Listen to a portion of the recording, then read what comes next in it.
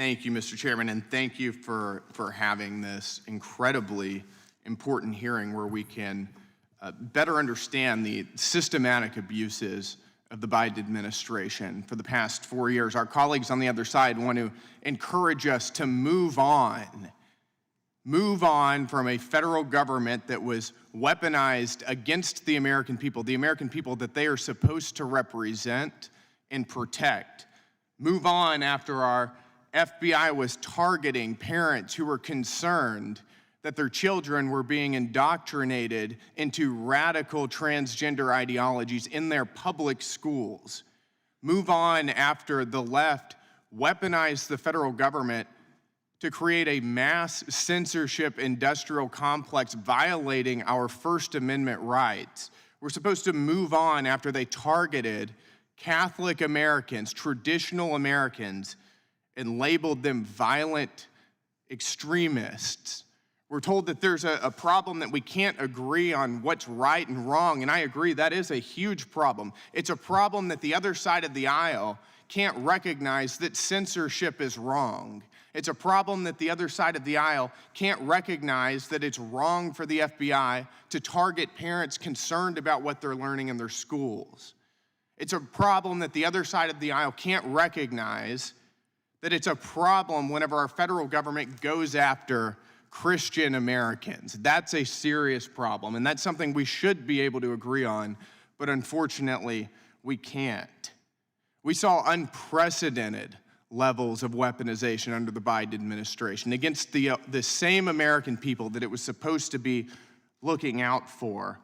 Christopher Wray created an internal memo that slandered traditional Catholics as anti-Semites and white supremacists. It suggested that the FBI monitor traditional Catholics and even set the stage for FBI informants entering places of worship. At the same time, remember, this was happening while Joe Biden was, of course, facilitating the mass immigration of illegal criminals into our country. Not keeping us safe in that instance, that's for sure. Thankfully, and I think the American people are very thankful that we finally have a president and a head of the FBI and head of the DOJ who actually represent us and want to protect us. I want to thank all of the witnesses for being here. We really appreciate your testimony and your time here. Mr. Whitson, I'd like to start with you.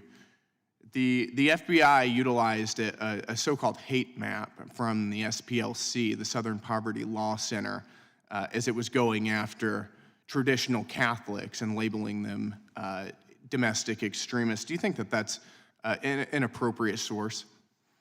Absolutely not. Do you know some of the other groups that the SPLC labels as hate groups or extremist groups? No, I don't, off the top of my head. I can name a few. They also name the Alliance Defending Freedom, the Family Research Council, and Moms for Liberty as hate groups as well. Do you find it concerning that they were using the SPLC as a source? Yeah, I find it deeply concerning. Do you think that Catholics who celebrate the traditional Latin Mass are a threat to the American people? I don't, because I'm one that does that on occasion. Can you recall, before Joe Biden was in office, any time whenever the FBI specifically targeted a group of Americans solely because of their religious faith? No. Do you think there's any evidence to suggest that harassing Catholic Americans keeps Americans safe? Not at all. Got it. Do you think that that we've seen a move away from this sort of flagrant weaponization since President Trump has entered office? Absolutely. And what do you think that this committee can do to help ensure that we don't see a return of that sort of weaponization?